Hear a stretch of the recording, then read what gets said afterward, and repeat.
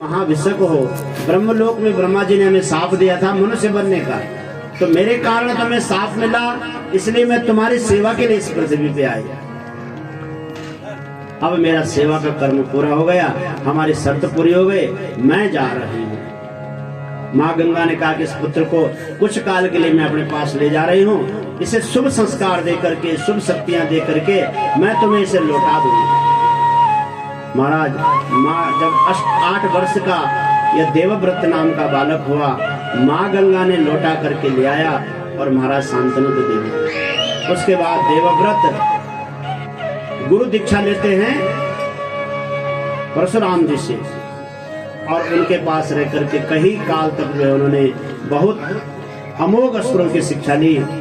जब ये पूर्ण शिक्षा दीक्षा से परिपूर्ण हो गए, पुनः राजा के पास आ गए। इधर महाराज शांतनु गंगा माँ के बिछोह से बहुत दुखी रहते थे। गंगा का सानिध्य प्राप्त था। गंगा तो वो है जो सबको शीतलता देती है, सबको आनंद देती है, ऐसा सानिध्य प्राप्त था महाराज शांतनु महाराज को। और जब गंगा जी चले गई तो बहुत दुखी रहते थे। घूमते घूमते घूमते घूमते वही शांतनु महाराज आज यमुना के किनारे सत्यवती के पास पहुंच जाते हैं।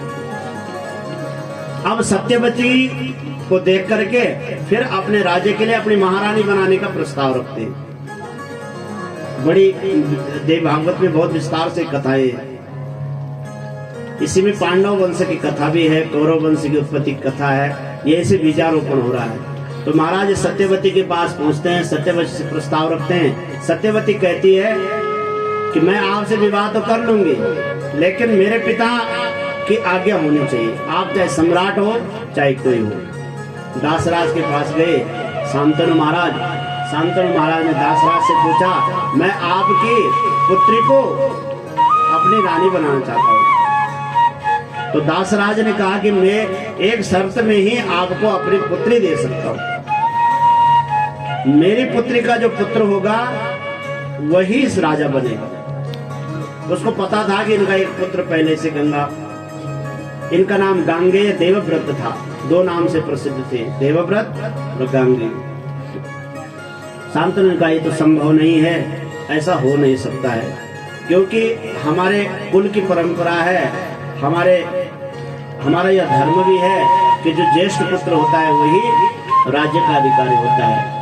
मैं पत्नी के मोह में ऐसा काम नहीं कर सकता हूँ। और वो लौट के चले आए। अब देखो, जब मन की बातें नहीं मानी जाती है तो मन कुछ दुखी होता है, तो राजा दुखी रहते थे। देवव्रत बड़े तेजस्वी थे। एक दिन उन्होंने मंत्रियों से पूछा कि पिताजी आजकल बहुत दुखी रहते हैं, इनके दुख का क्या कारण है? देखो, ऐसा पुत्र हो, पिता पुत्र के लिए त्याग दिया, पिता ने अपना सुख त्याग दिया, लेकिन पुत्र भी कितना महान है कि देख रहा है कि पिता आजकल प्रसन्न नहीं है। और पिता के अप्रसन्नता का कारण मंत्रियों से पूछा कि मेरे पिता आज इतने दुखी कैसे हैं। मंत्रियों से मना कर रखा था शांतनु महाराज ने कि देवव्रत को ये बात मत बताना। उन्होंने कहा पता नहीं, पर वो जानते थे कि मंत्री जो है जरूर मेरे पिता के दुख का कारण जानते हो। एक दिन उन्होंने मंत्री को वचनबद्ध कर दिया कि आपको मैं राजा की जो है सौगंध देता हूँ, आपको बताना ही पड़ेगा। तब तो मंत्री ने सारी बात देवव्रत को बताई। देवव्रत महाराज ने सोचा कि अगर मेरा पिता दुखी रहेगा और मैं अपने सुख के कारण पिता को दुखी रहूंगा तो मेरा जीवन व्यर्थ है। यह है त्याग मूर्तियां, दोनों के दोनों त्याग है। पिता पुत्र के लिए त्याग कर रहा है और इधर पुत्र पिता के लिए त्याग कर रहा है। ये कथाएं बार बार हम सुनते हैं, इसका कारण क्या है? कथाएं यही बताती है कि अगर हम दूसरे के सुख का ध्यान देंगे तो हमें अपने सुख की आवश्यकता नहीं पड़ेगी, दूसरा भी हमारे सुख का ध्यान देगा। आज हम स्वार्थी हो गए, इतनी हमारे अंदर इतना भाव हमारा बिगड़ गया है कि हमारे जैसे शादी होने लग जाते हैं, हम माता पिता से अलग होने लगते हैं। इसमें कुछ कमी हमारे भी संस्कार की है, हमने इनको समय पे संस्कार नहीं दिया। कुछ कमी आने वाले बहू के संस्कार की है और कुछ कमी उसके प्रारब्ध की है कि माता पिता की सेवा करता तो उन्नति करता जीवन में। शास्त्र तो कहते हैं कि बाढ़ ही पूत पिता के धर्मा। अरे पिता जितना धर्म करेगा उतना पुत्र बढ़ेगा। अब पिता को जब दुखी रखोगे तो पिता कहाँ से धर्म करेगा? करेगा वो धर्म? वो तो रोता रहेगा लड़कों बच्चों के लिए। और शास्त्र कह रहा है कि अगर तुम्हारा पिता धर्म करेगा तो तुम्हारी वृद्धि होगी, तुम्हारी उन्नति होगी। महाराज स्थितियां बहुत बिगड़ गई है, लेकिन कथाएं यही बताती है हमें कि माता पिता की सेवा होनी चाहिए। महाराज देवव्रत स्वयं जो है दासराज के पास जाते हैं। दासराज से प्रणाम करके कहते हैं, सत्यवती माता से प्रणाम करके कहते हैं कि हे माँ, आप मैंने तुम्हें माँ कह दिया है तो आप चलो और मेरे पिता की सेवा में लग जाओ। उसने कहा मेरे पिता का भी एक वचन है कि जो मेरे गर्भ से उत्पन्न पुत्र होगा वही राज सिंहासन पर विराजमान होगा। तो भीष्म ने उस समय इनका नाम देवव्रत था। देवव्रत ने वचन दिया कि मैं वचन देता हूँ कि तुम्हारा ही पुत्र राजगादी पर बैठेगा।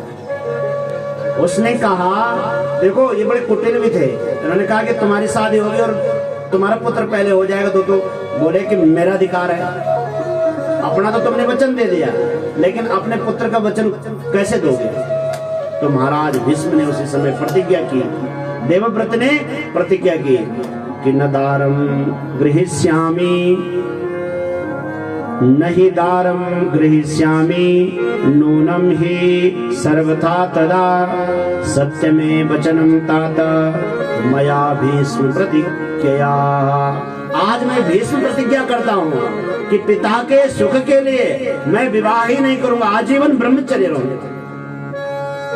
उसी समय आकाश मंडल से पुष्प बरसात हुई, जय जयकार होने लगे, दुंदुभियां बजने लगे, भीष्मोयम भीष्मोयम भीष्मोयम।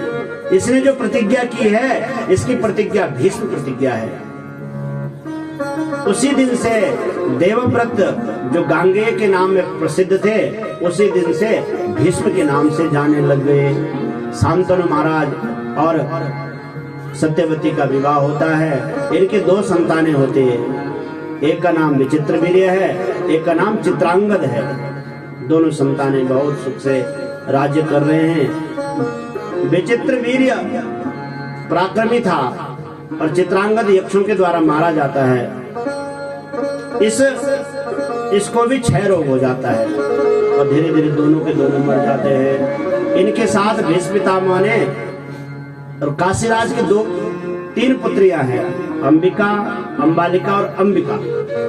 अंबिका और अंबालिका। काशीराज ने महाराज एक बहुत बड़ा स्वयंवर रचा हुआ था अपनी पुत्रियों के लिए। भीष्म देवव्रत वहां गए, उन्होंने तीनों कन्याओं का हरण किया और अपने भाइयों के पास लाया। दो तो तैयार हो गए, अंबिका और अंबालिका, लेकिन जो बड़ी थी उसने कहा मैंने तो पहले ही जो जयद्रथ को अपना वो मान लिया है, मैं तो इनसे शादी नहीं कर सकती हूँ। तो उन्होंने उनको छोड़ दिया, उसने उसको स्वीकार नहीं किया। फिर लौट करके आया कि भीष्म तुम मुझसे शादी करो, तुमने मेरा हरण किया। उन्होंने भीष्म ने कहा कि मैंने तो प्रतिज्ञा ले रखी है, मैं शादी नहीं करूंगा। फिर वर्णन आता है महाराज किसने साफ दिया, इनके गुरु के पास गई पहले। इनके गुरु कौन है? देवव्रत के गुरु अभी बताया था हमने, परशुराम जी। परशुराम जी के पास गए कि तुम्हारे चेले ने गड़बड़ कर दिया, मेरा स्वयंवर हो रहा था और मेरा हरण किया, अब मैं कह रही हूँ कि मेरे से शादी करो तो तैयार नहीं हो रहा है, आप चलो। वर्णन है देवी भागवत में कि महाराज स्वयं परशुराम आते हैं और परशुराम के साथ इनका युद्ध होता है, लेकिन इन्होंने कहा कि मैंने वचन दे रखा है, मैं वचन से नहीं टल सकता, ये मेरी भीष्म प्रतिज्ञा है। परशुराम जी भी चले गए।